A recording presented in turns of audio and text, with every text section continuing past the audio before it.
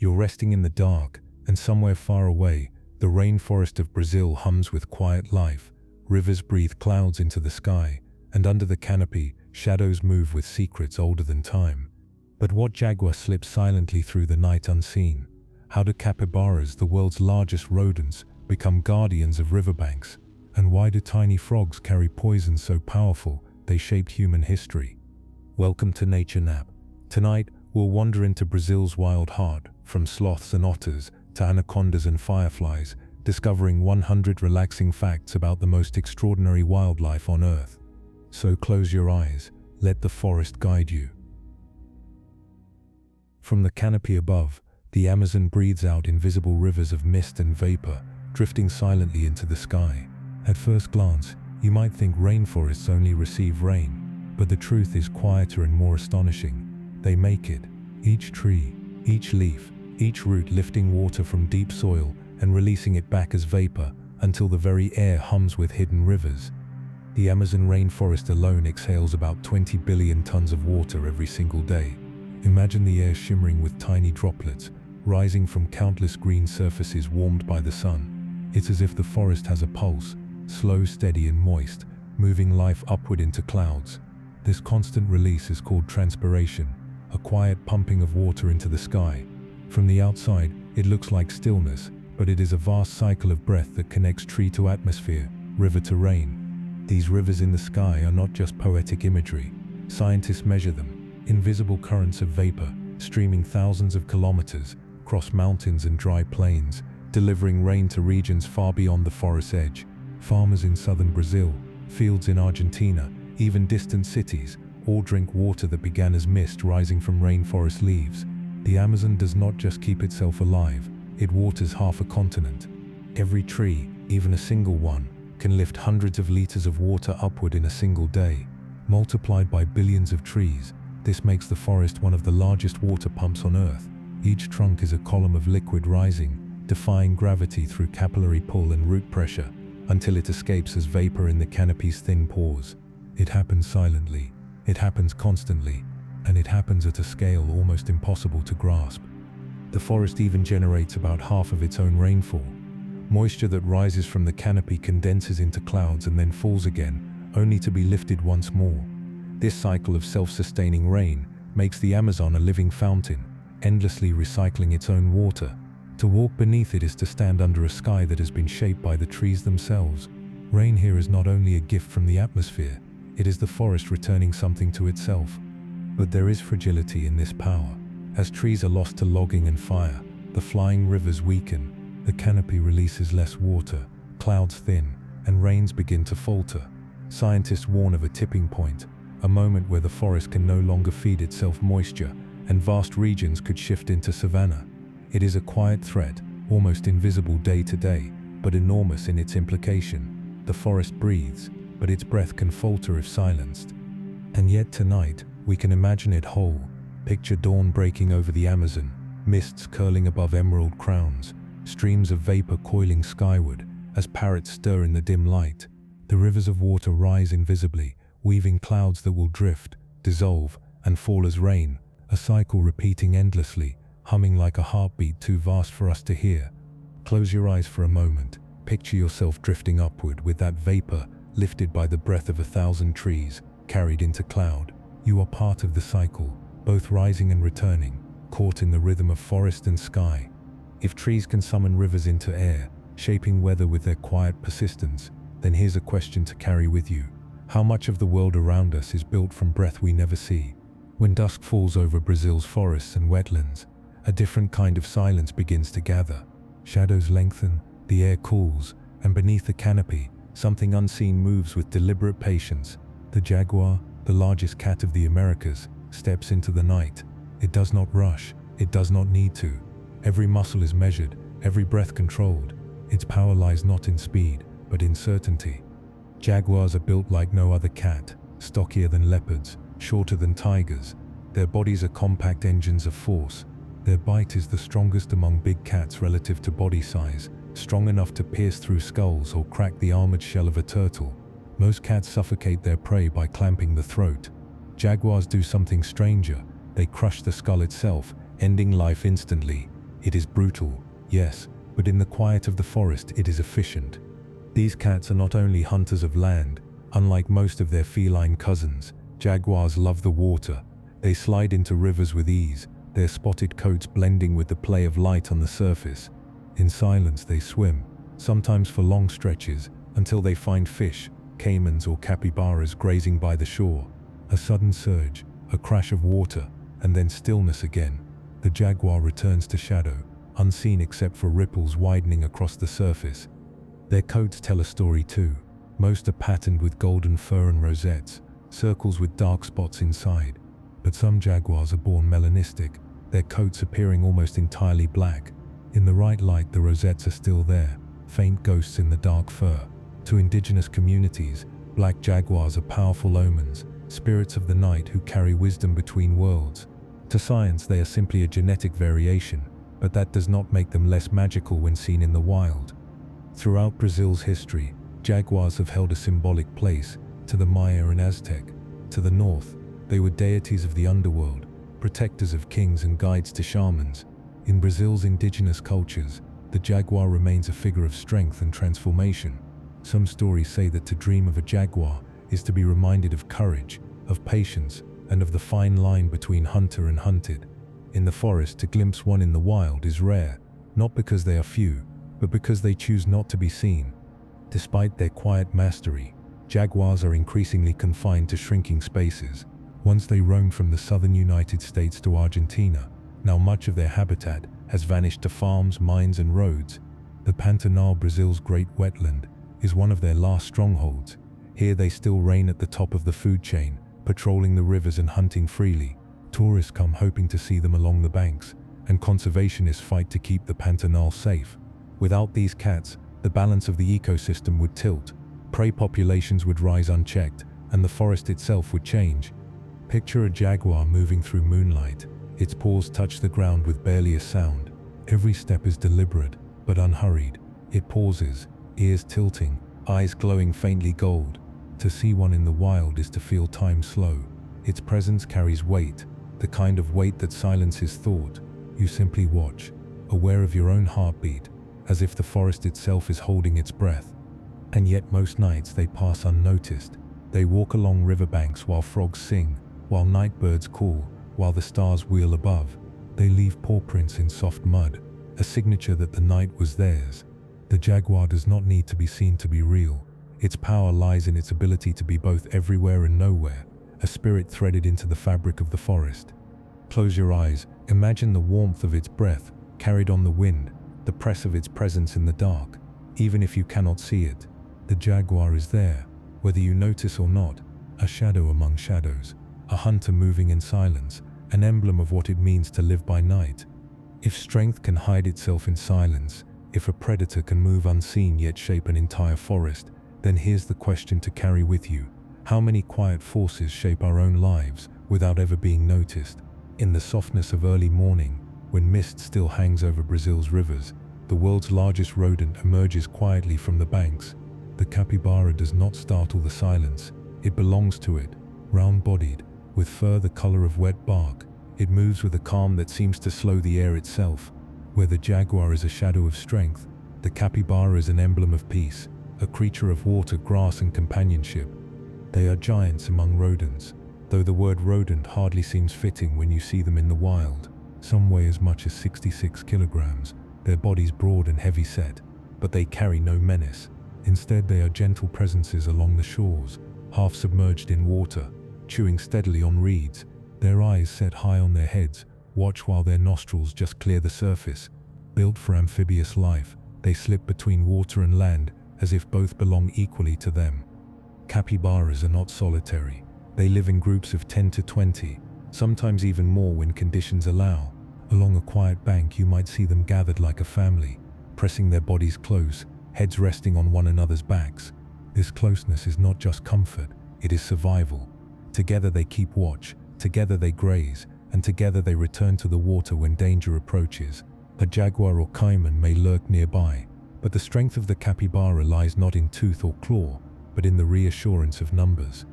Watch them long enough, and you will see the tender rituals of their society. Grooming is constant, small teeth nibbling gently at fur, hands scratching behind ears, mouths picking through strands of hair. These acts of attention weave bonds that hold the group together. To be groomed is to belong is to survive. In the humid air of Brazil's wetlands, where predators are many, there is safety in touch. Their feet, broad and slightly webbed, make them elegant swimmers. A capybara can dive beneath the surface and stay submerged for up to 5 minutes, paddling with ease, hiding where eyes cannot follow. On hot days, they spend hours in the water, their bodies floating like logs among the reeds. To an onlooker, they seem unbothered by time, as though the day itself is something to drift through rather than chase. Yet they are not only tranquil, their role in the ecosystem is significant. Grazing on grasses, they shape the vegetation along rivers. Their dung, rich with undigested seeds, carries new growth downstream, ensuring the forest and wetlands continue their cycle. They are not just passive animals resting in the sun, they are gardeners of the riverbanks, spreading life quietly as they move. Predators know their importance too. Jaguars stalk them, caimans rise from beneath the water, even large snakes coil in wait. To be a capybara is to live always within reach of teeth, but the capybara endures, not by fighting, but by multiplying, by sharing, by leaning into the slow power of community. Their survival is a lesson in gentleness, that resilience can be collective, and that the softest creature can still persist in a world of sharp edges. Imagine standing by a Pantanal river as dusk sets in. A group of capybaras gathers at the edge, their shapes blurring into shadow. One slips into the water, then another, until the surface ripples with quiet movement. On shore a few remain, chewing steadily, unhurried. They do not rush, they simply live in rhythm with the river, surrendering to its slow pull. Watching them, your own breath slows to match their calm, your thoughts loosening into the same kind of gentle drift. It is no wonder that capybaras have become symbols of ease, even humor in human culture. Around the world, people smile at images of them soaking in hot springs, birds perched comfortably on their backs, other animals resting beside them without fear. But behind the cuteness lies something more profound. They carry a reminder that peace itself is a form of strength, that coexistence is a survival strategy as real as claws or venom. Close your eyes and picture a circle of capybaras resting side by side on the riverbank. Hear the soft rustle of grass between their teeth, the splash as one enters the water, the low steady chirps they use to keep in touch. Their presence is not loud, it does not command attention, but in its steadiness, it reminds us of the quiet endurance that shapes life along Brazil's rivers. If survival can be found in companionship, if the simple act of resting together can mean the difference between life and loss, then here's a question to hold gently. In our own lives, where does true safety come from? In strength alone, or in the quiet closeness we share with others? High in the canopy of Brazil's forests, where light flickers through endless layers of green, a shadow waits on a branch. It is larger than you expect, heavier than you imagine, yet so quiet, it seems part of the tree itself. The harpy eagle, one of the most powerful raptors on Earth, rules this upper world with patience and precision. Its wings stretch close to 2 meters, yet it rarely soars like other eagles. Instead, it stays within the dense cover, moving between branches with surprising agility. To see one glide through tangled trees is to watch mastery over space, a body both massive and graceful, folding and unfolding to slip through narrow gaps. For an animal this size, silence is not only a skill but a necessity. Its prey is quick and wary, and to strike requires absolute invisibility until the final moment. The talons of a harpy eagle are larger than a grizzly bear's claws. They are thick, curved, built to crush bones with a single grip.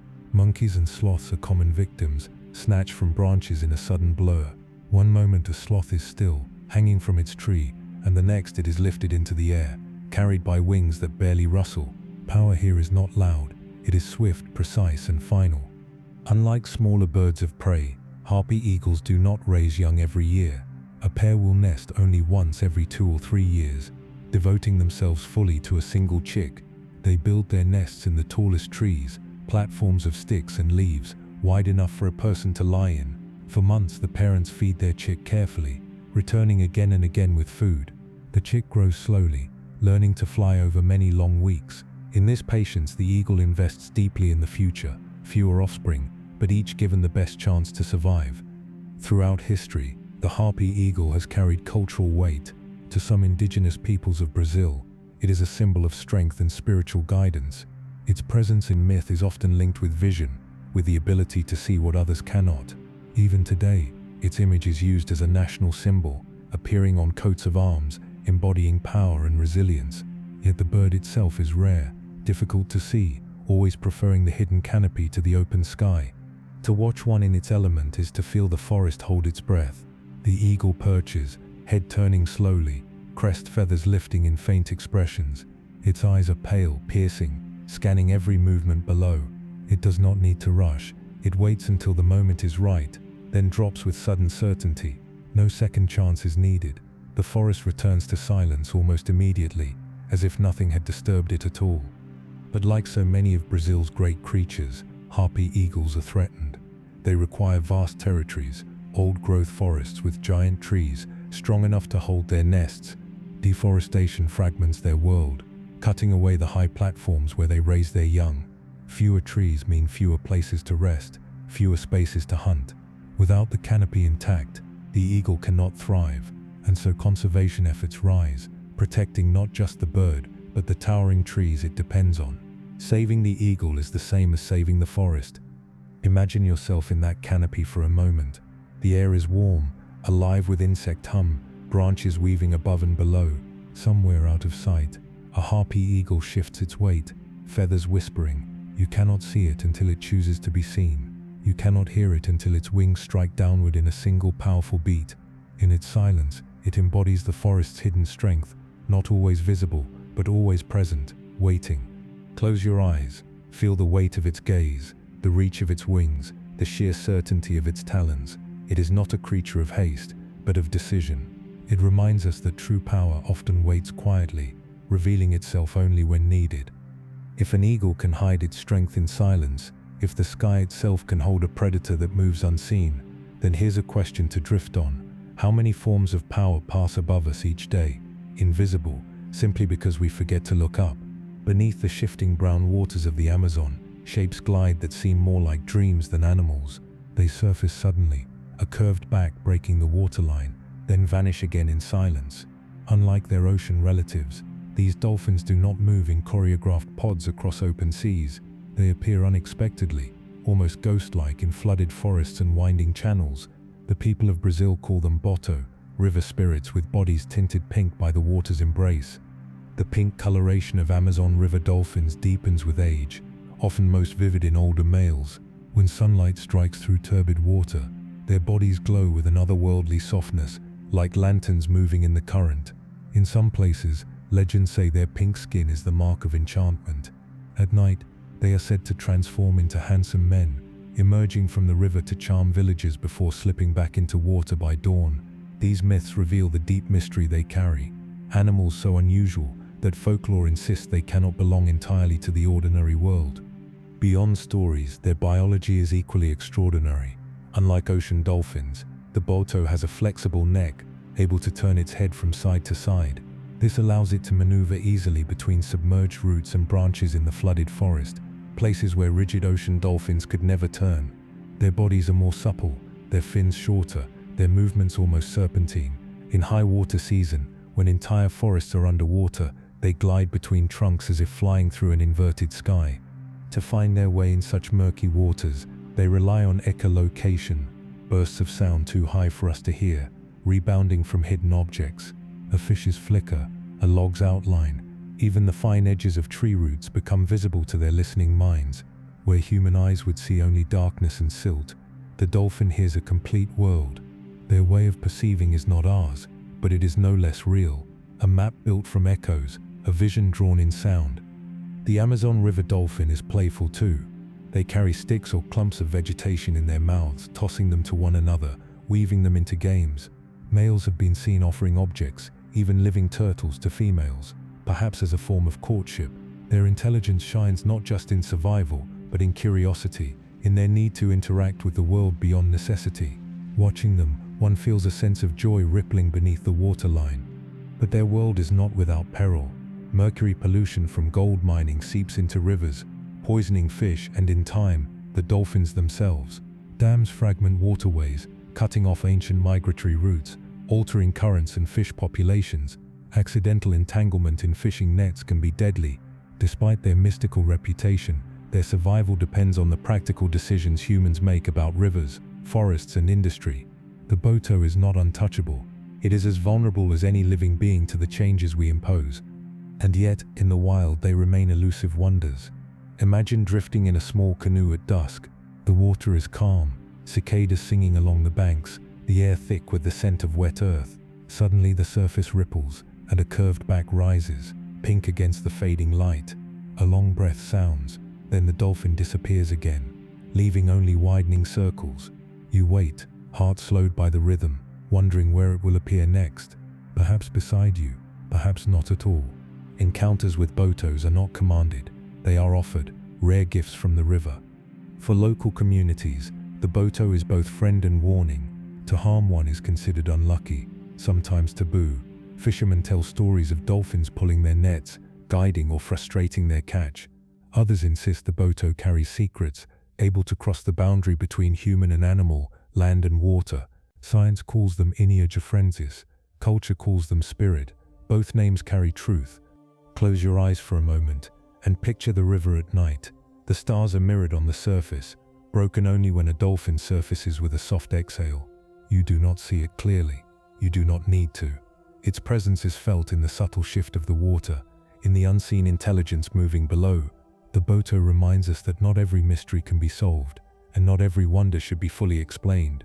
Some belong to silence, to dream, to the quiet companionship of night waters. If a creature can move like a spirit, if an animal can carry both myth and biology in the same body, then here's a question to drift with. How much of what we call mystery is simply another way of perceiving the world that we cannot yet imagine? The rivers of Brazil carry many reputations, but few as fierce as that of the piranha. In stories, they are the terror of the Amazon, razor-toothed swarms capable of stripping an animal to bone within minutes.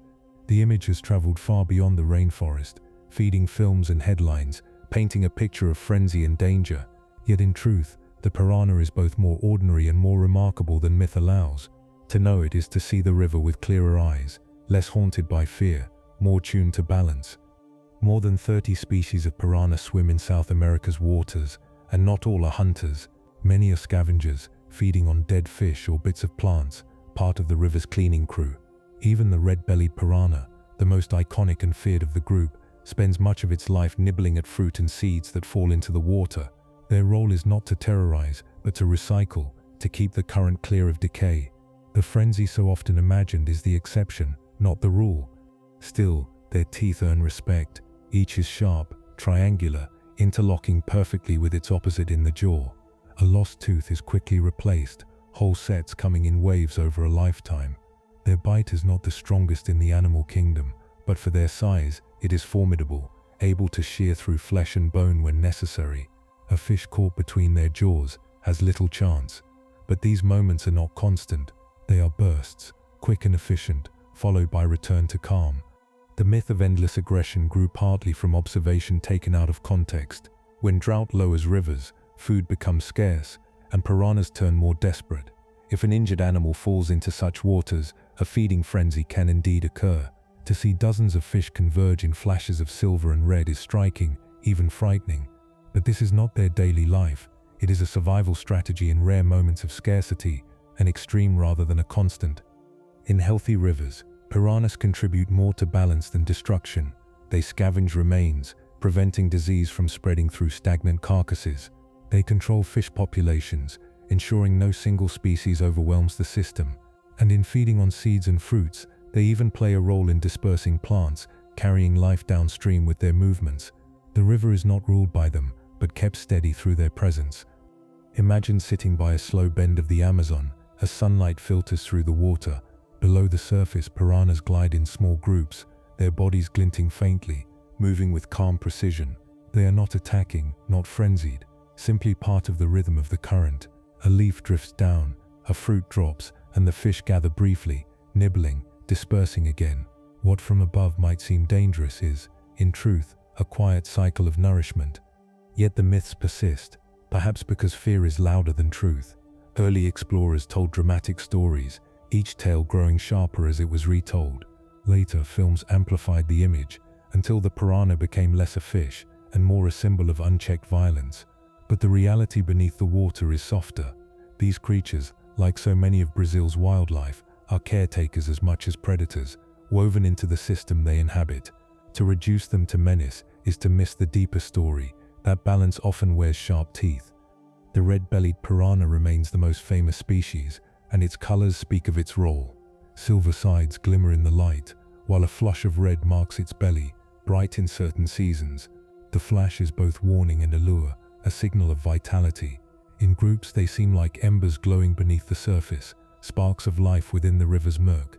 For those who study them, they are not monsters but marvels of adaptation, perfectly fitted to a world of changeable waters and shifting abundance. Close your eyes. Picture the surface of the river at dusk, smooth as glass. Beneath, dozens of piranhas hover, silent, waiting, not in menace but in watchfulness. They are part of the river's breath, part of its quiet recycling, shaping life through both caution and necessity. Their teeth may be sharp, but their purpose is balance. If myth can magnify fear until it hides the truth, if a creature can be both feared and essential, then here's a question to carry with you. How often do we mistake what sustains us for something to be afraid of? High above the forest floor, where light filters gently through layers of leaves, there hangs a creature that seems almost like a thought slowed into flesh. The sloth is not hurried, not restless, not even particularly concerned with the passing of hours. Suspended from branches by long curved claws, it drifts through the canopy at a pace so measured it feels like a meditation. While the jaguar prowls and the eagle strikes, the sloth waits, embodying the forest's patience. In Brazil, both two-toed and three-toed sloths can be found, each moving with the same unhurried grace. Their fur carries more than softness, it carries life. Algae grows within its fibers, turning their coats faintly green, blending them into the mosses and lichens around them. To the eyes of a predator, a sloth often appears as nothing more than a patch of bark or a shadow of leaves. Camouflage, in their case, is not speed but stillness, a refusal to attract attention. Their digestion matches their pace. A meal of leaves may take weeks to process, moving slowly through their system until nutrients are drawn out with patient efficiency. Where other animals burn energy quickly, sloths stretch it, living as though time itself were a resource to be conserved. Each bite is not just food, but an invitation to wait, to let the forest work within them. And once each week, with a rhythm as steady as the moon, sloths descend from their branches to the forest floor to defecate. It is the only time they leave their suspended world, climbing carefully down to dig a small hole at the base of their tree. The ritual is both vulnerable and essential. In those moments, they are exposed to predators, yet they repeat it faithfully, a cycle of giving back to the soil from which their trees rise. Scientists still debate the purpose of this odd habit. Perhaps it fertilizes the very tree that feeds them, a small act of reciprocity repeated over lifetimes. Despite their reputation for slowness, sloths are not helpless. Their claws are sharp and strong, able to inflict painful wounds if threatened. But their truest defense is invisibility through motionlessness. Predators such as harpy eagles and jaguars may pass by without ever seeing them, mistaking their shapes for branches. To live unnoticed is to live longer. Swimming, however, reveals a different side of them. Though they move clumsily on the ground, sloths are surprisingly adept in water. They can hold their breath for extended periods and propel themselves with steady strokes, their long limbs moving in rhythm with the current. Still, rivers are dangerous, and many drown when forced into them by storms or by cutting of the forest. They are not made for speed, even when the world demands it. To watch a sloth in the wild is to feel your own heartbeat soften. It reaches slowly for a branch, its movements deliberate, like gestures stretched across minutes. Its face, framed by gentle markings, seems to carry a faint smile, though perhaps it is only the shape of its mouth. To us, that expression feels like contentment, a quiet happiness in existing without urgency. In truth, it is simply anatomy, but meaning is hard not to see in such serenity. Imagine lying beneath a tree at midday, looking up at a sloth nestled among the leaves. The sun filters down in patches, insects hum in the warm air, and the sloth simply rests, chewing slowly, blinking occasionally. In its presence, time loosens. The rush of your own thoughts slows to match its rhythm. In its world, nothing is wasted by haste. Yet this fragile way of life is threatened. As forests are cut and fragmented, sloths lose the continuous canopies they depend on. Roads divide their territories, and each descent to cross becomes a risk. Many are struck by vehicles or caught by dogs at the forest's edge. They are creatures built for endless trees, not for a landscape broken by human lines. Protecting them means protecting the vast continuity of green above. Close your eyes and let yourself imagine moving as they do, each gesture stretched into a minute, each breath savored before the next begins. There is a strange strength in such slowness, a reminder that speed is not the only way to survive. Sometimes life persists best by stepping aside from urgency, by blending into the stillness, by trusting patience to carry you forward. If an animal can turn time itself into shelter, if stillness can serve as camouflage as real as fur or claws, then here's the question to linger on. What would we notice if we too slowed enough to see the world at the pace of leaves? On the damp floor of Brazil's forests, where leaf litter holds the scent of rain and decay, tiny sparks of color gleam against the earth. They are so small you might miss them, no larger than a coin, sometimes bright yellow, sometimes green striped with black, sometimes painted in orange or blue. These are poison dart frogs, creatures that carry their power not in size or strength, but in the warning written on their skin. To see one is to glimpse both beauty and danger, fused into a single body. Their colors are not decoration, they are signals, a language of survival known as aposematism. To predators the message is simple: I am toxic, do not eat me. A bird that once tastes such a frog learns quickly not to repeat the mistake. The bright hues become memory, memory becomes instinct, and the frog is left unharmed. In the forest's silent negotiations, color becomes armor. The toxins themselves are remarkable. Certain species produce alkaloid poisons strong enough to harm or even kill much larger animals. The golden poison frog, though more common to Colombia, has relatives in Brazil with toxins potent enough to be felt from a single touch. Indigenous peoples learn to use these secretions to coat the tips of blow darts for hunting, giving the frogs their common name. But the frogs are not inherently poisonous. Their toxicity comes from their diet, from consuming specific ants, mites, and beetles that contain chemical compounds. Captive dart frogs, fed ordinary insects, lose much of their potency. The danger then is not inherent, but woven from the web of their environment. The loss of habitat threatens this delicate balance. As forests shrink, the insects that provide the chemical basis for the frogs' toxins disappear. Without them, the frogs lose their defenses, and with that, their protection against predation. Conservation of their homes is conservation of their very chemistry, their ability to wear color as warning. To lose the forest is not only to lose the frogs, but to erase the intricate partnership between creature and diet that creates their brilliance.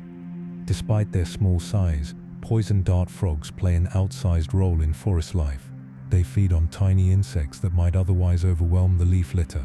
They themselves are food for those predators able to resist or avoid their toxins. Their bright bodies become part of the forest language, shaping behaviors, teaching avoidance, and maintaining balance. They are more than jewels of the understory. They are messengers, signals pulsing through the chain of survival. Picture yourself crouched in the damp shadow of a tree after rain. The ground glistens, each leaf glossy with moisture. Then from the corner of your eye, a flicker of color catches light. A frog no bigger than your thumb, pulsing with yellow against the dark soil. It does not flee. It does not hide.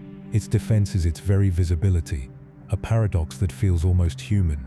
Survival through being noticed. You lean closer, careful, knowing that beauty here is edged with warning. The frog blinks, still, unhurried, as though certain that its skin alone is enough to keep the world at bay. Legends tell of these frogs as both protectors and tricksters. To some, their colors are gifts from the spirits of the forest, warnings woven into flesh. To others, they are reminders of humility, that danger does not always roar with sighs, but sometimes whispers in the smallest of forms. Science and myth converge in the shimmer of their skin, each explanation a way of framing the same truth, that life defends itself with the tools at hand, and sometimes those tools are dazzling. Close your eyes now and imagine a forest floor scattered with jewels that breathe. Each tiny body glows against the shadow, unafraid. In their stillness they remind us that not all defenses are hidden, and not all strength is loud. Some strength is worn openly, daring the world to look and learn. If a creature so small can survive by showing itself, if vulnerability and power can wear the same colors, then here's the question to carry onward. What parts of ourselves, if revealed rather than hidden, might prove to be our greatest protection? On the wide rivers of Brazil's wetlands, the surface sometimes breaks not with silence, but with a chorus of voices. Long rolling calls echo from bank to bank, rising above the buzz of insects and the croak of frogs. These are the voices of giant otters, the river guardians of the Amazon and the Pantanal. Long and sleek, stretching nearly 2 meters from head to tail, they move with fluid strength, their bodies as much a part of the water as the current itself. To see a family of giant otters is to watch a kind of choreography. They are never alone, rarely still, always in communication. Parents, pups and siblings hunt and rest together, moving in tight groups. Their cohesion is reinforced by constant sound, whistles, chirps, growls and barks, each note carrying meaning, binding them into a single unit. In a river that can feel endless, filled with threats from caimans and jaguars, their voices weave a net of safety. When they hunt, their coordination is striking. Together they corner schools of fish, driving them toward shallow waters where escape is impossible. With webbed feet and powerful tails, they cut through the river like arrows, each strike precise, each motion tied to the others. Few predators can rival their efficiency. In their waters they are apex hunters, regulating fish populations, keeping the river's balance intact. Their dominance is not only about survival, it shapes the ecosystem itself. Their size is awe-inspiring. A full-grown giant otter can reach nearly 1.8 meters, longer than most humans are tall. Their heads are broad, their teeth strong, and when threatened, they are fearless. Even caimans, formidable reptiles in their own right, give way to groups of otters. In numbers, with unity, they transform from prey into power. Yet in the presence of humans, they are often curious, watching with wide eyes, sometimes approaching with cautious interest. Their intelligence shines not only in hunting, but in the way they navigate a world shared with others. And still, their lives are fragile. Pollution from mercury, washed into rivers from gold mining, poisons the fish they rely on. Deforestation strips away their riverbank dens, leaving them without shelter. Once hunted heavily for their dense velvety fur, populations decline sharply across their range. Even today, they remain endangered, shadows of their former abundance. To hear their voices in the wild is to hear resilience, but also a reminder of how easily such music can fall silent. Imagine yourself drifting along a Pantanal river at dawn. Mist clings low to the surface, the water bronze with the first light. Suddenly the stillness breaks, a sharp call, then another, and soon a chorus, rising and falling, answering back and forth across the banks. From the shadows, long sleek heads emerge, eyes glinting, whiskers catching droplets. One otter surfaces with a wriggling fish in its jaws, another splashes playfully nearby, while pups cling close to their mother. The river feels alive, not only with water, but with family, with the presence of creatures who defend and belong to this place. Giant otters are often called river wolves, and the comparison is apt. Like wolves, they are highly social, relying on pack cooperation. Like wolves, they are territorial, marking boundaries with scent and sound, warning rivals not to intrude. Yet unlike wolves, their home is liquid, shifting, flowing, a territory without walls, defined only by memory and voice. To claim a stretch of river is to patrol it daily, to sing it into belonging. To watch them is to witness intimacy. They groom one another, lie close on sunny banks, share food with their young. The bonds of family hold them together more tightly than the current could pull them apart. In their closeness, they remind us that even in a world of sharp teeth and swift danger, affection is not weakness but strength. Their survival depends on it. Close your eyes now and listen in your mind to their calls, sharp barks, rolling hums, sudden whistles, a language not ours, yet rich, alive, layered with meaning. Imagine the water stirred by their movements, the surface dappled with splashes, the river's stillness turned into music by their presence. In them we hear the reminder that guardianship can be a chorus, not a solitary act, that power is sometimes found in voices joined together. If a river can have protectors, if family can become a shield against the world's dangers, then here's the question to drift with. What do we guard, and with whom in the waters of our own lives? In the heat of midday, when much of the forest rests in shadow, a sudden cry pierces the air. It is sharp, bright, unmistakable, the call of a macaw. A moment later, color floods the sky. Scarlet, blue, green and gold wings beat in pairs, weaving through the canopy with strokes of fire and sapphire. These birds, the macaws and parrots of Brazil, carry the forest brightness into flight, painting the air with their own bodies. The scarlet macaw is perhaps the most iconic, its red feathers glowing like embers against the green of the trees. Alongside it, blue and yellow macaws spread their golden chests, their wings a sweep of indigo. Green macaws flash like living leaves, while hyacinth macaws, the largest of them all, shine with deep cobalt, their massive beaks black as polished stone. To see them together is to see the forest take flight, as if the canopy itself has lifted in fragments of pure color. Their beaks are more than decoration. Strong and curved, they are tools capable of cracking Brazil nuts, some of the hardest shells in the natural world. Where other animals cannot reach the richness inside, macaws succeed, spreading fragments of shell across the forest floor. In their feeding they act as gardeners, breaking, carrying and scattering seeds. Their strength nourishes not only themselves but the trees that rise from their discarded meals. These birds form bonds as strong as their wings. Most macaws mate for life, pairs staying together year after year. In flight they are rarely alone. Partners mirror each other's movements, gliding wingtip to wingtip. When perched they preen one another, softening feathers, keeping close contact. Even within larger flocks the bond of two remains unbroken, a quiet thread that carries through every storm. To watch a pair in the wild is to see loyalty written in movement, in the small gestures of touch and presence. Their voices are loud, sometimes harsh, but filled with purpose. Calls carry across long distances, keeping groups connected in a vast forest where sight is often blocked by leaves and branches. To us, the sound may seem abrasive, but to them it is thread and anchor, a way to remain part of something larger, even when separated by distance. In their cries, the forest speaks to itself, keeping the flock united. In many cultures, macaws and parrots symbolize vitality, beauty, and the power of speech. Indigenous stories often place them as messengers, carriers of words between humans and the spirits of the forest. Their bright feathers were once used in headdresses and ceremonial art, each color carrying meaning beyond the bird itself. Even today, their image remains a reminder of the forest's exuberance, its refusal to be muted. Yet, as with so much of Brazil's wildlife, their world narrows. Deforestation strips away the tall trees where they nest, hollow trunks that hold their eggs. Illegal trade pulls them from the wild, captured for their beauty, sold into captivity. Some species, like the hyacinth macaw, have been pushed close to extinction, their populations saved only through dedicated conservation. To hear their calls in the wild now is to hear resilience, but also fragility, a sound that could too easily fade. Imagine a dawn in the Pantanal. The sky is pale, the air still cool. From the trees a sudden burst of wings rises, scarlet and gold against the soft blue. They fly low over the water, their reflections shimmering beneath them, then climb high, circling together before vanishing into the canopy. The forest seems to brighten in their wake, as though their passage leaves color suspended in the air. Watching them, you feel a reminder of joy that does not need explanation, a simple lifting of spirit through beauty in motion. Close your eyes and picture that sky filled with wings. Each bird is a fragment of the forest, carrying seeds, carrying color, carrying the memory of life across the canopy.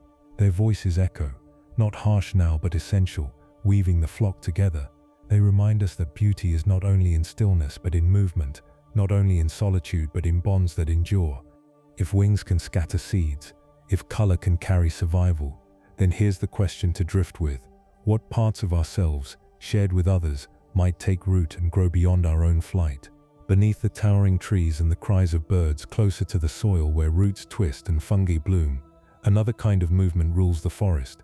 Look carefully at the ground in Brazil's rainforests or savannas, and you may see long lines in motion, streams of small bodies carrying fragments of green. These are leafcutter ants, architects and farmers of the underworld, turning the forest floor into highways alive with purpose. Each ant moves with a piece of leaf balanced above its head, sometimes larger than its own body. From a distance, the trail looks like a river of green fragments flowing steadily in one direction. They march tirelessly, each one part of a larger design, carrying not for itself alone but for the colony buried deep below. The sight is mesmerizing. So many individuals, each tiny, yet together forming a force powerful enough to reshape the forest. What makes them extraordinary is not only their numbers, but their strategy. The leaves they harvest are not eaten directly. Instead, they are carried underground, cut into smaller and smaller pieces, and laid upon fungal gardens. The ants cultivate this fungus as food, feeding it leaves, tending it carefully, ensuring its growth. The fungus, in turn, nourishes the colony. It is a partnership that has lasted for millions of years, a quiet agriculture hidden beneath the soil. The colonies themselves can be vast, numbering in the millions. Beneath a single mound may lie a labyrinth of chambers and tunnels stretching meters deep, a city built of soil and saliva, carved by endless tiny jaws. Each chamber has its purpose: nurseries for larvae, gardens for fungus, storage rooms and waste pits. From above, only a hole in a stream of ants can be seen, but below lies a complex system as intricate as any human design. Their trails are not random. Leaf-cutter ants carve clear paths across the forest floor, worn smooth by constant use. Over time, these highways become visible even to casual eyes, lines of bare earth threading through grass and leaves. Along them, ants march with purpose, some carrying, some guarding, some clearing obstacles. Each ant is small, but the collective movement creates something immense, a steady pulse of labor that never truly stops. Their role in the forest is profound. By cutting leaves and carrying them away, they prune trees and stimulate new growth. By cultivating fungi, they recycle nutrients, turning tough plant matter into food. By aerating soil through their tunnels, they enrich the earth, making it more fertile for roots. Their work shapes the landscape invisibly, a quiet engineering that benefits countless other species. To stand and watch them is to be humbled by scale. Imagine kneeling beside a trail, seeing each ant pass with its load, unwavering, determined. For the individual, the burden seems enormous. For the colony, it is essential. Their patience and endurance are endless, their cooperation absolute. They remind us that greatness is not always in strength or size, but in the steady rhythm of many working together for a shared goal. And yet, they too face challenges. When forests are cleared, their highways lead to nowhere. Their fungal partners suffer without the variety of leaves provided by diverse vegetation. Pesticides disrupt their delicate balance, cutting into the heart of colonies that have thrived for ages. Still, their resilience is remarkable. Even in fragmented landscapes, they carve new trails, build new mounds, and continue their quiet farming. They are survivors, adaptable, persistent. Imagine yourself at dusk, the forest dim, shadows lengthening. You notice a line of moving green, leaves carried high by invisible bodies until you look closer. You follow the trail, step by step, until it disappears into a hole in the ground. Beneath your feet, life continues in secret. Millions of ants tending their gardens, shaping soil, whispering the forest cycles back into being. Above, the trees stretch toward the fading light. Below, the ants keep working, undisturbed, eternal in their rhythm. Close your eyes now and picture the trail stretching endlessly. Each ant, insignificant alone, becomes part of a vast living thread. It is the same with us, our lives interwoven, our efforts small but meaningful when carried together. If a million tiny steps can reshape the earth, if patience and cooperation can carve invisible empires, then here's the question to carry forward: what unseen work of ours, joined together, is shaping the world while we barely notice? Beneath the dark waters of Brazil's rivers and floodplains, something extraordinary waits, almost invisible until the moment it reveals its power. Long and slender, shaped like a ribbon of muscle, the electric eel drifts quietly in the shallows. It does not flash with color or leap from the surface. Its strength lies hidden, coiled inside its body, ready to flow outward as pure electricity. Few creatures embody the unseen as vividly as this one. The electric eel can generate shocks up to 600 volts, strong enough to stun a large fish or even deter predators much larger than itself. In the stillness of murky water, this ability becomes both weapon and shield, a way to hunt and a way to survive. Imagine a sudden jolt of energy passing invisibly through water, striking with a precision that leaves prey motionless. It is a reminder that power does not always show itself in tooth or claw. Sometimes it hums inside the body, waiting. But not all of its currents are violent. The eel also produces weaker electrical pulses, faint signals that ripple through the water without harm. These are used for navigation, a way of seeing in darkness where light cannot penetrate. The eel moves through muddy channels and flooded forests, mapping the unseen world with constant streams of electricity. Each pulse bounces back information: the presence of a rock, the movement of a fish, the contour of a submerged branch. Where our eyes would fail, the eel's electricity makes a map as clear as sight. When it hunts, the eel uses both subtlety and force. It can release a volley of rapid shocks that overwhelm the nervous systems of fish, making them twitch uncontrollably, betraying their position. In an instant, the eel seizes them, swallowing its meal whole. This strategy is efficient and exact, a kind of electrical ambush that requires neither speed nor stealth, only patience and timing. The water itself becomes part of its hunting, a conductor carrying energy from body to prey. Despite its name, the electric eel is not truly an eel, but a knifefish, more closely related to catfish. It breathes air, rising regularly to the surface for gulps, since the oxygen dissolved in muddy rivers is often too low. Watching one rise, take a breath, and sink again is to glimpse a rhythm both ancient and deliberate. It reminds us that survival often means adaptation to places others cannot endure. For centuries, people have marveled at its abilities. Indigenous communities knew its power well, respecting its presence in rivers and warning against careless encounters. Early naturalists were astonished by the shocks it could deliver, sometimes testing them with their own hands, at great risk. Even today, the eel's electricity inspires scientific exploration, from understanding bioelectricity to imagining new ways of storing energy. Its body is both animal and phenomenon, a bridge between biology and current. Yet its world is fragile. Deforestation alters rivers, pollution clouds waters, and dams change the flow of currents. The eel survives, but its habitats grow narrower, its populations less secure. To lose it would be to lose one of the Amazon's most mysterious forces, a reminder of power hidden in silence. Imagine sitting by a darkened river at night, the water still, stars reflecting faintly on the surface. Beneath, unseen, an electric eel glides. You cannot see it, you cannot hear it, but in the water, pulses ripple outward, mapping the night, keeping the eel aware. A sudden shock crackles invisibly, a fish twitches, and silence returns. Above the river, the world continues undisturbed. Below, a life shaped entirely by electricity moves onward, quiet but powerful. Close your eyes, feel the hum of unseen energy, the quiet flow of power beneath the surface. It is a reminder that even where nothing seems to stir, hidden currents are alive, carrying force we do not always recognize. If electricity can swim inside a body, if rivers can carry invisible power as easily as water, then here's the question to carry with you. What hidden currents flow through our own lives, shaping us in ways we cannot see but always feel?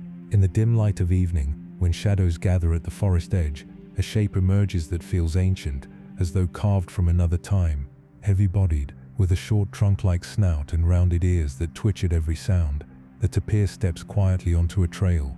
It is Brazil's largest land mammal, yet it moves with a softness that belies its size. To watch a tapir walk is to see a reminder of prehistory, a survivor that has carried its form almost unchanged for millions of years. The tapir's snout is both tool and guide, a flexible extension used to grasp leaves, pluck fruits, and pull shoots from the ground. It wiggles with sensitivity, able to curl around branches or sweep the earth in search of tender growth. At night, under the moon's pale light, the tapir's silhouette can be seen nosing through vegetation, feeding steadily, its presence more like that of a gardener than a predator. And indeed, gardeners they are. As they move through forests and wetlands, tapirs consume fruits in abundance, swallowing seeds that later pass through their bodies intact. Those seeds are carried long distances, deposited with rich fertilizer, ready to sprout far from the parent tree. In this way, the tapir spreads life, ensuring diversity in the forest. Some plants rely almost entirely on them, their seeds too large to be dispersed by smaller animals. Without tapirs, the architecture of the forest would shift, its richness diminished. They are solitary creatures, most often seen alone except when mothers travel with their young. The calves are striped and spotted, their brown coats patterned like dappled sunlight on leaves. These markings fade with age, but in their youth they serve as camouflage, keeping the vulnerable hidden from predators. To see a young tapir trailing behind its mother is to glimpse a lineage stretching backward into time, each step echoing an ancient survival. Despite their bulk, tapirs are excellent swimmers. They slip into rivers with surprising grace, paddling with ease, diving beneath the surface to feed on aquatic plants. Water cools them, hides them, and offers refuge from heat and insects. Like the capybara, they belong to both land and river, moving between worlds without hesitation. To stand at the edge of a wetland and watch a tapir surface for air is to feel the connection between forest and water embodied in a single animal. Brazil is home to 4 species of tapir, though not all are secure. The lowland tapir, the most widespread, still roams large parts of the Amazon and Pantanal, but others, like the mountain tapir, are endangered, their population shrinking as forests are cleared and hunted paths cut across their ranges. Even the lowland tapir faces risk, its numbers reduced by habitat loss and road collisions. For an animal that has endured since the Ice Age, the pressures of the present loom heavy. Yet conservationists call them keystone species, essential to the ecosystems they inhabit. Protecting tapirs means protecting the forests themselves, for the seeds they disperse shape the future canopy. In their quiet, they are architects of tomorrow's trees. To lose them would not only be to lose a species, but to unravel the web of regeneration that depends on their heavy steps. Imagine the forest after rain, the air thick with the smell of soil. Along a muddy trail, you see the broad footprints of a tapir pressed deep into the earth. Each track tells of weight carried through silence, of seeds scattered unknowingly along the path. Hours later, you may glimpse the animal itself, moving slowly, unhurried, pausing to feed, pausing to listen. It does not rush, for the forest moves with it, not against it. Close your eyes and picture that heavy form among the trees. The tapir's breath is steady, its snout sweeping side to side, its body blending into shadow. It carries no brilliance of color, no roar or cry, yet its impact is immense. It teaches us that importance is not always visible, that quiet actions, a mouthful of fruit, a seed dropped far from home, can shape the very future of the forest. If an animal can garden a forest simply by living, if each step can plant the possibility of tomorrow, then here's the question to drift with. What seeds do we scatter in passing, unaware, that may shape futures we will never see? In the still waters of Brazil's swamps and rivers, where the surface reflects sky like a sheet of glass, something vast lies hidden. It does not ripple the water unless it chooses to move. It does not reveal itself until silence turns to sudden motion. This is the anaconda, the quiet giant of the Amazon, a creature of shadow and patience, coiled beneath the surface with the weight of myth. The green anaconda is the heaviest snake in the world, capable of reaching lengths of more than 8 meters. Its body is thick as a man's torso, its coils immense, patterned with dark oval blotches that blend with water plants and shadow. To glimpse one in the wild is to feel the scale of the river itself, condensed into muscle. It is not a snake you encounter often, for it spends much of its life submerged, but its presence is always near in the stillness of swamp and marsh. These snakes are ambush hunters, relying not on speed but on patience. They lie in shallow waters, bodies nearly invisible, waiting for an animal to step too close. Then with sudden force they strike, coiling around their prey and constricting until the struggle ceases. A capybara drinking at the water's edge, a caiman resting too near, even the rare jaguar crossing the shallows, all can fall to the grip of an anaconda. It does not chase, it waits, knowing that sooner or later, the river will bring sustenance. Despite their size and legends, attacks on humans are rare. Stories tell of monstrous serpents pulling people beneath the water, and while such tales stir fear, they are exaggerations of a truth less sensational. Humans are not typical prey, and the anaconda prefers the animals that share its waters, yet its power is undeniable, its ability to subdue creatures much larger than itself, a testament to the quiet force of patience. Their role in the ecosystem is profound. As apex predators, they help regulate populations of large animals in wetlands and rivers. By feeding on capybaras, caimans, and even deer, they shape the balance of life around them. Without them, prey might multiply unchecked, altering vegetation and water systems. The anaconda's coils, though hidden, extend influence far beyond each kill. Reproduction adds to their mystery. During the breeding season, multiple males may coil around a single female in what is called a breeding ball, a tangle of bodies that can last for weeks. The female, often much larger, eventually chooses, and months later gives birth to live young, sometimes dozens at once. These newborn snakes slip immediately into independence, small replicas of the giant future they might one day embody. To encounter an anaconda in its world is to feel both awe and unease. Imagine standing in a canoe on a still river, the air heavy with heat. A faint ripple disturbs the calm, then another.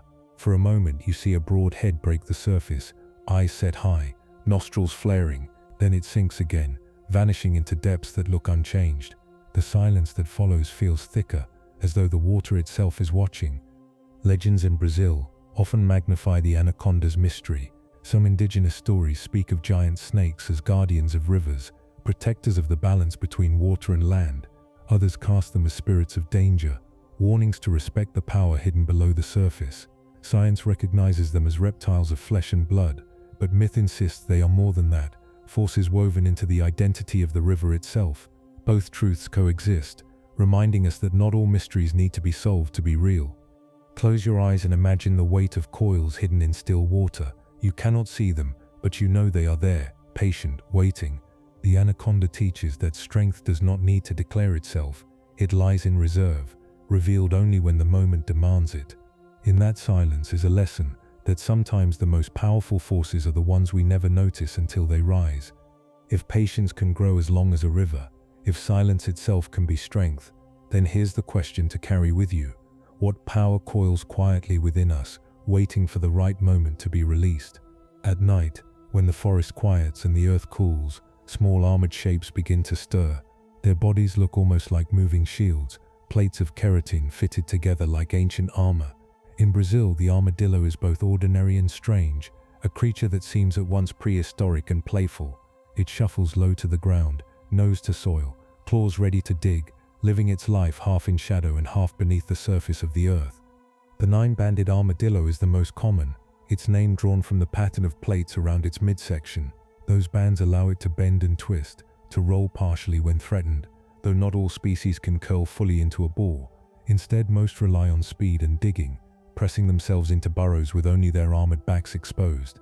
Against many predators, that shield of bone and keratin is enough, a quiet defense that needs no aggression. Their claws are long and curved, designed for excavation. With them, armadillos dig not only for safety but for food. Insects, grubs and roots lie hidden below the surface, and the armadillo's sensitive snout leads it unerringly to its meals. They can dig quickly, disappearing into the earth in moments, leaving only a mound of fresh soil behind. In this they resemble the pangolins of other continents, cousins not by lineage but by design, both creatures armored, both specialized for seeking insects beneath the ground. As diggers, they shape their environment. Their burrows become shelter, not only for themselves but for other animals, from reptiles to small mammals, who find refuge in abandoned tunnels. By turning soil, they aerate and enrich it, mixing nutrients, creating spaces for water to seep and roots to spread. What seems like simple instinct is, in truth, a quiet form of caretaking, one that benefits the landscape around them. But their lives are not free of danger. Armadillos often fall victim to habitat fragmentation, where roads cut through forests and savannas. Their slow movements and tendency to dig rather than flee leave them vulnerable to collisions. For many species, shrinking ranges mean fewer safe spaces to burrow, fewer stretches of land where they can live unseen. The world grows harder for them to inhabit quietly. Still, there is resilience in their design. The armor they wear, so distinct, has protected their lineage for millions of years. To see an armadillo wandering a field at dusk is to see survival in modest form, not loud, not fierce, but enduring. They do not need to dominate to persist. They only need to keep walking, keep digging, keep trusting in the shield their bodies provide. Imagine kneeling close to the earth as an armadillo passes by. Its nose snuffles softly at the soil, claws scraping gently as it searches. When startled, it does not roar or bite. It simply tucks close, trusting the shell around it. Watching it, you sense a reminder that sometimes safety lies not in attacking the world, but in carrying a piece of protection with you wherever you go. Close your eyes and picture that rounded form moving slowly through grass, disappearing into a hole dug in minutes. It is there and gone almost at once, leaving silence behind. The forest continues, but beneath the soil, the armadillo rests, secure in the darkness it has made for itself. If armor can be quiet, if strength can be carried without display, then here's the question to linger on. What defenses do we carry within ourselves, unnoticed, that allow us to endure without ever raising a fight? At first light, when mist drapes the canopy and the air still holds the night's coolness, the forest begins to speak. A low resonant sound rises from the treetops, rolling like distant thunder. It is the call of a howler monkey, one of the loudest voices in the natural world. Carried for kilometers, the call marks territory, warns rivals, and binds a group together. Beneath this chorus, other shapes move in silence. The spider monkeys, nimble acrobats, swinging effortlessly through branches, their long limbs stretched as though they were woven from the forest itself. Spider monkeys are aptly named. Their arms and legs are elongated, their prehensile tails acting as a fifth limb, wrapping around branches with strength and dexterity. Watching them move is like watching fluidity itself, leaps that seem impossible, grips that hold with unshakable certainty, a dance played out above the ground. They live in groups but not always close-knit. Their social structure is fluid, splitting and rejoining as food and seasons shift. Through this fission and fusion, they maintain balance, never overwhelming a single area, always adjusting to the forest's offerings. Howler monkeys, in contrast, are more rooted in voice than in movement. Their throats contain an enlarged hyoid bone, creating a resonating chamber that allows their calls to travel extraordinary distances. To hear them at dawn is to feel the forest awaken with vibration.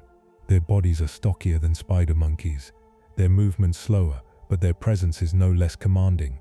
In their voices lies both warning and connection, a constant reminder that the forest is not silent, but alive with declaration. Both species are crucial to the forest's health. They feed on fruits and leaves, shaping plant communities through their diets. By consuming fruits and dispersing seeds, they act as gardeners, ensuring new growth spreads far from parent trees. The paths they choose through the canopy influence which plants thrive, which seeds take root. In their daily search for food, they become quiet architects of the forest's diversity. And yet, they too are prey. Jaguars stalk them, harpy eagles descend silently. Even snakes, coiled among branches, wait for the unwary. Their lives are lived under constant watch, each leap or call carrying risk. But in that risk lies resilience. To be a monkey in the canopy is to trust your body to the air, to move boldly in a world where the ground is not your home. Humans have always noticed them. In indigenous cultures, monkeys often appear in myths as tricksters, messengers or teachers. Their agility and their calls made them figures of curiosity, sometimes humor, sometimes warning. Today, they remain symbols of wildness, of forests that still pulse with untamed life, and yet hunting and deforestation threaten them. Spider monkeys, sensitive to habitat loss, decline quickly when forests fragment. Howlers, though more adaptable, also suffer as roads cut through their ranges. Each cleared patch of land is a silence imposed upon the voices of the canopy. Picture yourself beneath the trees, the morning air cool, the sky pale, a rustle above, then the long swinging arc of a spider monkey passing from branch to branch, tail curled, limbs extended. You hold your breath as it lands, grips and moves again, never pausing, always flowing. A moment later, the deep booming roar of a howler carries across the canopy, filling the space with sound so vast it seems to come from the forest itself. Together, they weave movement and voice, rhythm and vibration, into a living song of survival. Close your eyes and imagine hanging there, weightless, tail curled around a branch, voice ready to call out across the trees. The canopy is both stage and shelter, your family near, the air alive with sound. In their presence we remember that life above the ground is not quieter than life below. It is only different, a chorus of leaps and calls instead of silence and soil. If a voice can shape the morning, and a leap can shape the forest, then here's the question to carry with you. How much of our own lives is guided not by the ground we stand on, but by the calls we answer, and the leaps we dare to make? In the dappled light of Brazil's forests, a sudden flash of color interrupts the green. A bird lands on a branch, its oversized bill glowing in shades of orange and yellow, black-edged with precision. This is the toucan, a creature whose form seems whimsical, almost exaggerated, yet whose role in the forest is as serious as survival itself. It sits, head cocked, the massive beak both tool and signal, an emblem of the tropics made flesh and feather. The toucan's bill, though large, is surprisingly light, made of a spongy material, strengthened by fine struts. It is more than decoration, it regulates heat, allowing the bird to release warmth in the heavy air. By shifting blood flow to the bill, a toucan cools itself as though holding a radiator on its face. What seems ornamental is in truth practical, a survival mechanism hidden in beauty. These bills are also instruments of feeding. Toucans pluck fruit from branches too delicate to hold their weight, reaching outward with long precision, then tossing the food into their throats with a quick motion of the head. They eat voraciously, consuming fruits and berries in abundance. But they are not selfish feeders. The seeds they swallow often pass through unharmed, scattered far from where they were eaten. In this way, the toucan becomes a gardener of the forest, spreading trees across distances, ensuring renewal. Each flight is a planting, each meal a promise of future growth. They nest in hollow tree cavities, places made by decay or by the labor of woodpeckers. Inside, they raise their young, sheltered by walls of living wood. The calls of toucans carry across the forest, croaks, rattles, sometimes almost frog-like sounds, strange and resonant. They are not silent birds, but their voices are softer than their appearance, as though their bodies hold more brightness than their throats can match. In groups, toucans are playful. They toss fruit to one another, chase in short bursts, interact with curiosity. Their movements seem infused with joy, though we know joy is our own interpretation. What we see as play is also practice, also bonding, ways to strengthen ties and hone the skills needed to survive. Still, to watch them is to smile, to feel some lightness in the canopy as their colors flash between leaves. In indigenous folklore, toucans appear often as messengers between the spirit world and the living. Their bright bills are said to carry fire or sunlight, their presence tied to stories of creation and transformation. They are creatures of boundary, living at the edge of myth and ecology, linking fruit and tree, sky and soil, human and spirit. Science names them dispersers of seeds, story names them carriers of meaning. Both are true, and both remind us that the forest speaks in many languages. Imagine the canopy just after rain, the air heavy with mist. A toucan hops along a branch, its bill bright against the grey light. It plucks a berry, tosses it back, swallows. Somewhere hours later, that seed will fall to soil, sprout, and rise into a tree. One action, small and ordinary, holds the future of shade, of habitat, of life. The bird does not know this, but the forest does. In its cycles, nothing is wasted. Close your eyes and picture that enormous bill, glowing like a lantern among leaves. Hear the soft rattle of its call, the flutter of its wings. See the seeds fall unseen, waiting in soil to become tomorrow's canopy. In its presence, we are reminded that beauty and function need not be separate, that survival itself can wear colors bright as fire. If color can carry seeds, if play can shape the forest's future, then here's the question to hold gently.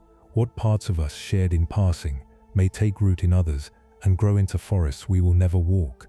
When the forest settles into darkness, another kind of light begins to bloom. It does not come from the moon nor from the stars above, but from the grasses and shadows themselves. Small bodies lift into the night, pulsing with brief flashes of green and gold. Fireflies rise from the undergrowth, their lanterns flickering in gentle rhythm, and the forest becomes a sky turned upside down, scattered with sparks of living fire. Brazil is home to a rich diversity of fireflies, each species carrying its own signature. To the human eye, their lights may seem random, but in truth, every species has a distinct flash pattern, a language of illumination. Some blink quickly, some slowly, some in bursts or long glows.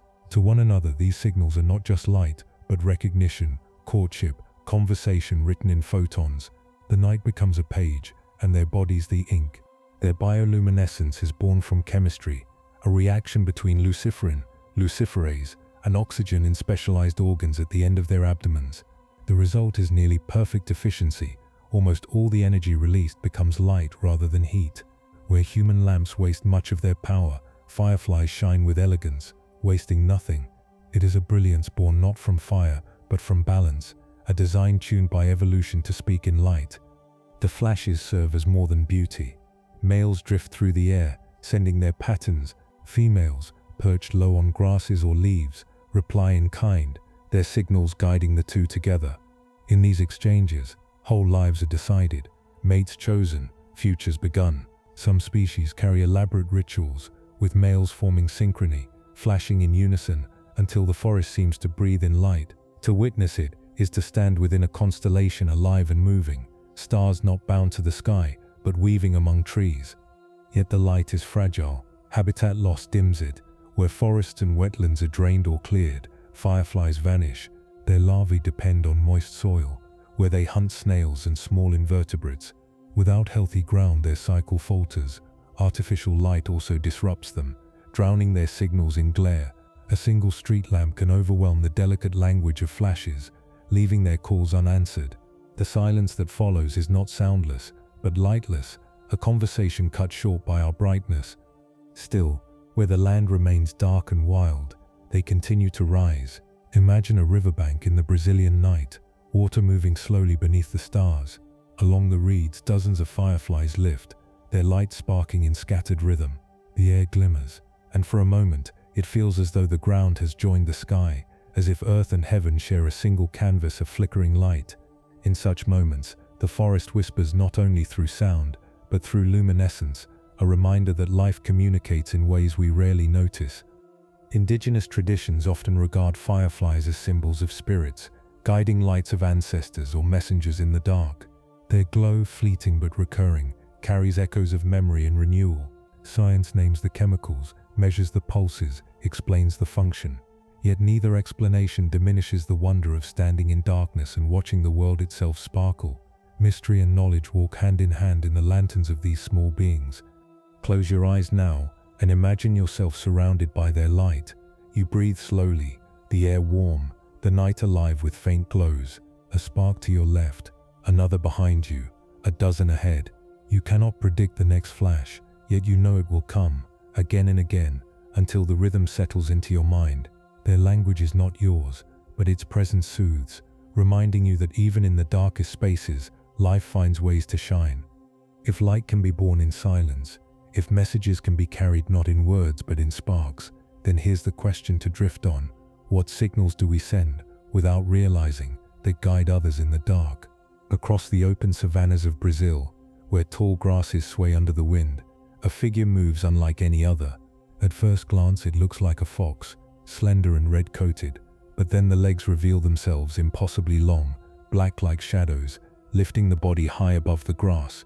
This is the maned wolf, a creature both familiar and alien, a fox on stilts, striding silently across the Cerrado beneath the vast Brazilian sky. Its appearance is striking. The reddish fur glows in morning light, its mane dark along the back, rising when the animal is alarmed. The long legs are not awkward but elegant, evolved to navigate tall grasses and see over the waving savanna. Its face is narrow, its ears tall and sharp, turning constantly to capture faint sounds. To see a maned wolf crossing the plains is to witness grace stretched upward, a form designed for openness rather than the cover of dense forests. Their calls are as distinctive as their shape. The maned wolf produces a low booming raw bark, a sound that can travel for kilometers across open land. It is not constant but used sparingly, to warn rivals, to call a mate, to mark territory in the vastness of the grassland. At night, the sound drifts like a phantom across the savanna, echoing against silence, a reminder that even in emptiness voices carry. Unlike true wolves, the maned wolf is largely solitary. Pairs may share territories and come together during breeding season, but they hunt alone, moving quietly through the grass. Their diet is unusual for a canid. Not only meat but a surprising amount of fruit. Chief among their favorites is the wolf's apple, a small tomato-like fruit that makes up a large part of their food. By eating and dispersing seeds, they act as gardeners of the savanna, shaping plant growth even as they stalk rodents, birds, and small mammals. Their strangeness is matched by their vulnerability. Habitat loss threatens them more than predators. Roads cut through grasslands, and many are killed by vehicles. The spread of farms and cattle ranches shrinks their range, leaving less space for the solitary hunters to roam. Though they are not often persecuted directly, their decline is steady, a quiet fading of one of Brazil's most unusual animals. Conservation efforts now protect parts of the Cerrado, but the challenge remains vast, for the grasslands themselves are among the least protected ecosystems in the country. Imagine standing on a wide plain at dusk, the horizon burning orange. Out of the tall grass, a shape emerges, legs lifting gracefully as it crosses the field. Its head tilts, ears catching the smallest sounds, eyes glowing faintly in the fading light. Then a call rises, a deep resonant bark that rolls outward, carrying far beyond your sight. The animal pauses, mane lifting slightly, then moves on, swallowed by grass and shadow. The sound lingers after it is gone, as though the land itself had spoken. In myth, the maned wolf often appears as a liminal figure, neither fox nor wolf, neither wholly familiar nor wholly strange. To some, it is a guardian of the grasslands. To others, a trickster whose call carries warnings. Its form resists simple categories, and perhaps that is its power, to remind us that nature does not always fit the shapes we expect. It walks on the edge of definition, as much symbol as animal. Close your eyes and picture the tall grasses moving under wind, the stars beginning to rise. Somewhere within them, a figure moves unseen, its legs carrying it high, its body slender and bright. You do not hear it until the raw bark sounds, low and resonant, and then you know it is near. It passes silently, leaving only the echo behind. If an animal can stand between categories, if survival can mean being both fox and wolf, gardener and hunter, then here's the question to hold. How much of ourselves is also stretched between worlds, belonging not fully to one shape, but walking the spaces in between? In the quiet of Brazil's forests and grasslands, a figure wanders with unhurried steps, its long snout sweeping close to the ground. The anteater carries no teeth, no roar, no armor or brilliant color. Instead, it moves with deliberate calm, a creature designed for one purpose, to seek out the smallest of lives hidden in soil and wood. With a body covered in coarse fur, a bushy tail like a draped cloak, and a head tapering into a slender muzzle, it looks almost assembled from odd parts, yet every detail belongs, each fitted to the rhythm of an ancient diet. The giant anteater is the largest of its kind, stretching over 2 meters from nose to tail. Its claws curve long and sharp, not for climbing but for tearing open termite mounds and ant colonies. A single swipe of those forelimbs can break hardened soil, exposing the hidden chambers beneath. But it does not linger, only a few quick licks of its tongue, then it moves on. The colonies are never destroyed entirely, left to rebuild, a balance struck between hunter and hunted. Its tongue is its most remarkable tool. Slender, sticky, and extending up to 60 centimeters, it flicks in and out up to 150 times per minute. Each flick gathers ants and termites, swallowed without chewing, sliding into a stomach lined with hardened folds to grind them down.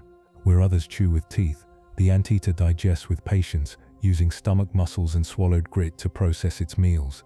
Thousands of insects can be consumed in a day, yet each colony is spared enough to survive. Precision, not destruction, defines this slow hunter. Unlike many mammals, anteaters have poor eyesight but exceptional smell. Their long snouts act as guides, detecting the faintest trace of insects beneath bark or soil. They follow scent trails invisible to us, locating colonies hidden meters below the surface. Watching one forage is to watch devotion to detail, each step purposeful, each pause a calculation of where to dig. Despite their claws, they are not aggressive unless threatened. If cornered, an anteater may rear onto its hind legs, balancing on its tail, claws raised like curved knives. In such a stance, it appears larger, formidable, ready to defend itself with surprising power. But most often, it avoids conflict, retreating into silence, trusting its pace and its solitude to keep it safe. They are solitary wanderers, covering large ranges in search of food. A mother carries her young on her back, the infant's striped fur blending with her own, so that the two appear as one. This camouflage protects the vulnerable, a quiet merging of lives as they move together across grasslands or forest edges. To see a mother with her young is to glimpse tenderness in a creature otherwise defined by patience and claws. The giant anteater is not the only one in Brazil. Smaller species, the silky anteater, golden-furred and tiny, living among vines, and the collared anteater, more arboreal, share the same insectivorous ways. Each has adapted to its niche, some to the treetops, some to open plains, yet all united by the same reliance on tongues and patience. But like so many, anteaters face decline, roads cut across their territories, and many are killed by vehicles, their slow pace offering little chance to escape. Fires in the Cerrado destroy their habitats, leaving them exposed and without food. They are listed as vulnerable, their survival dependent on the preservation of the vast landscapes they roam. Without open plains and healthy termite mounds, the anteater has nowhere to carry its slow pilgrimage. Imagine a savanna at dawn, grass still wet with dew. A giant anteater moves through the mist, tail dragging like a cloak, nose pressed low, claws hidden beneath its heavy stride. It pauses, sniffs, then rips open a mound with one swipe, tongue flicking, before moving on. The air remains quiet, the mound still standing, life spared to rebuild. Only the anteater continues, leaving behind the faint memory of its passage. Close your eyes now, and picture that rhythm. Step, sniff, swipe, flick. No haste, no frenzy, only steadiness. It is a lesson written in fur and claw, that survival does not always roar or shine. Sometimes it whispers, patient and precise. If life can thrive by slowness, If power can be found in a single tongue flick repeated thousands of times, then here's the question to hold. What steady, unnoticed habits shape our own survival, carving meaning slowly until the pattern is revealed? High above Brazil's landscapes, wings spread wide, dark shapes drift on invisible currents. They do not flap often, conserving energy as they circle endlessly, eyes fixed on the ground below. These are vultures, the cleaners of the sky, creatures that survive not by the chase, but by waiting, by sensing what has already ended and turning it back into life. Their silhouettes are often seen against the sun, silent guardians whose presence keeps the land free of decay. The black vulture is one of the most common, a bird with glossy feathers and a short tail, its head bare of plumage, adapted for a life that requires diving into carrion.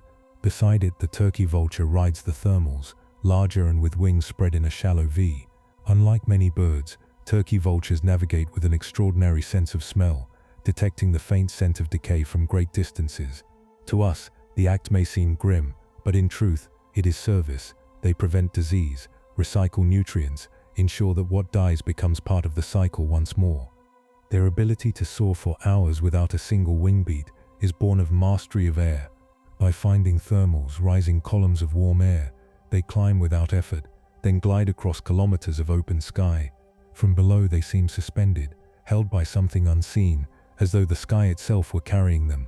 It is flight reduced to its purest form, not struggle but surrender, not power but patience.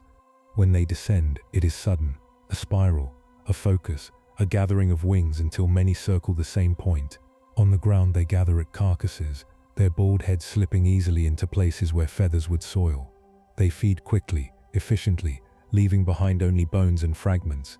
What to us might seem unclean is in truth a form of cleansing, an act that keeps the land free of rot. Their role is unglamorous, but it is essential. Vultures are remarkably resistant to disease. The bacteria and toxins that would harm most animals pass through them without effect, their stomachs strong enough to neutralize dangers. In this way they are more than scavengers, they are protectors, ensuring that sickness does not spread unchecked. Without them ecosystems would suffer, carcasses left to fester, disease multiplying.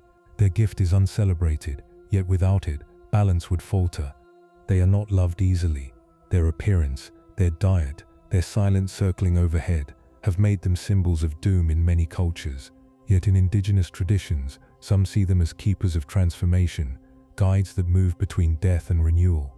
Their presence is a reminder that life and death are not separate but bound, one flowing into the other.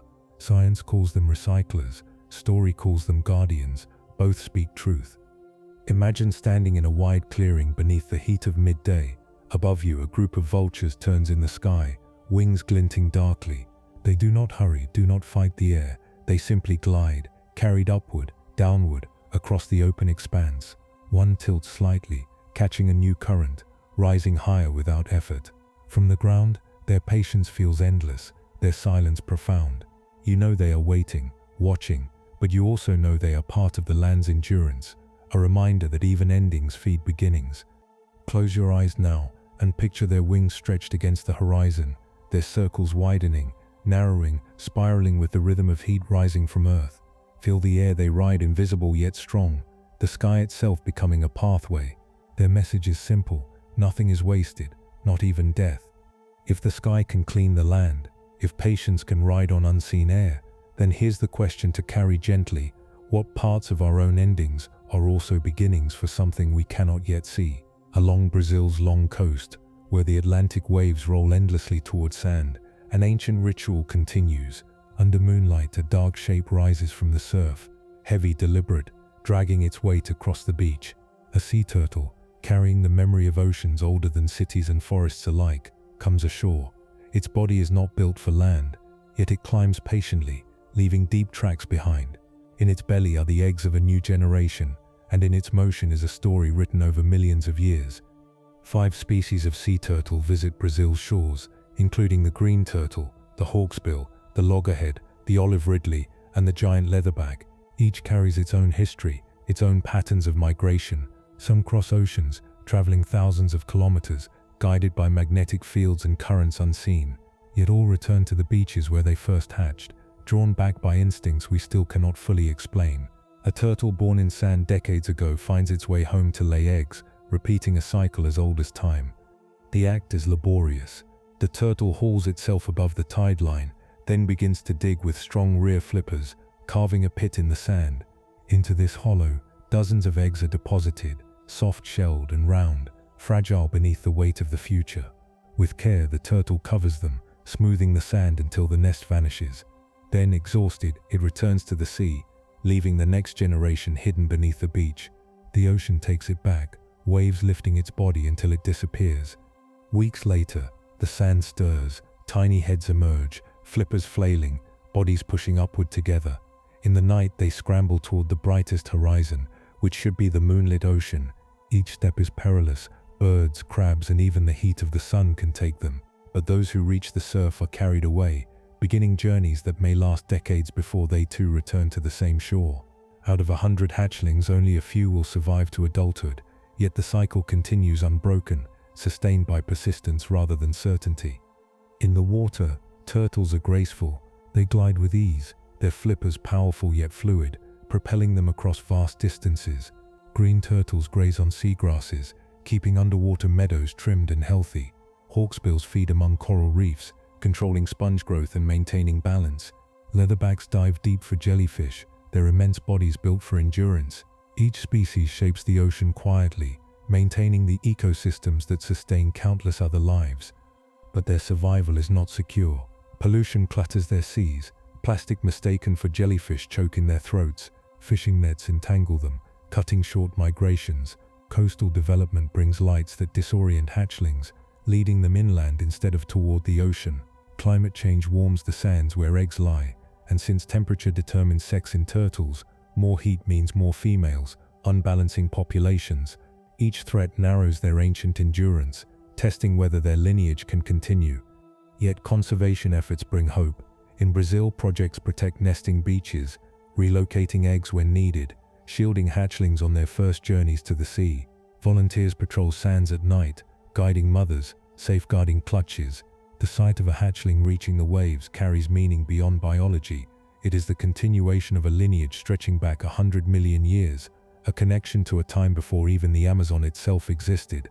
Imagine standing barefoot on a quiet beach, the night sky spread wide above, the surf rolls gently, and under starlight you see the slow movement of a turtle climbing ashore. It digs patiently, lays silently, covers carefully, then it turns, sliding back toward the waves, vanishing into water that seems to welcome it home. Later, perhaps weeks or months later, you might return to the same beach and see the sand erupt with hatchlings, dozens rushing together, fragile yet determined. The ocean receives them, carrying them into mystery. Close your eyes and picture that journey, the vast sweep of ocean beneath them, the endless migrations across currents, the return decades later to the same patch of sand. Their lives are a cycle of departure and return, absence and arrival, endurance and renewal. And so we end tonight's wandering, from jaguars in the shadows to turtles returning to the sand, from sparks of fireflies to the quiet strength of anteaters. Each creature carries its own way of surviving, its own rhythm of life, woven together into Brazil's vast web of forests, rivers, plains, and coasts. At the start, I asked, where does an individual end and an ecosystem begin? Now the answer feels softer. Perhaps they never truly separate. The jaguar shapes the capybara, the fruit shapes the toucan, the leaf shapes the ant, the turtle carries the ocean inside its journey, and we carry the forests in our breath. Boundaries blur until all is connection. As you drift into sleep, imagine yourself part of that web, one voice among calls, one movement among rivers, one life among countless lives. You'll wake tomorrow a little wiser, carrying seeds of the night's quiet wisdom. For now, breathe slowly, release your day, and let the wild of Brazil carry you into rest. Until next time, good night.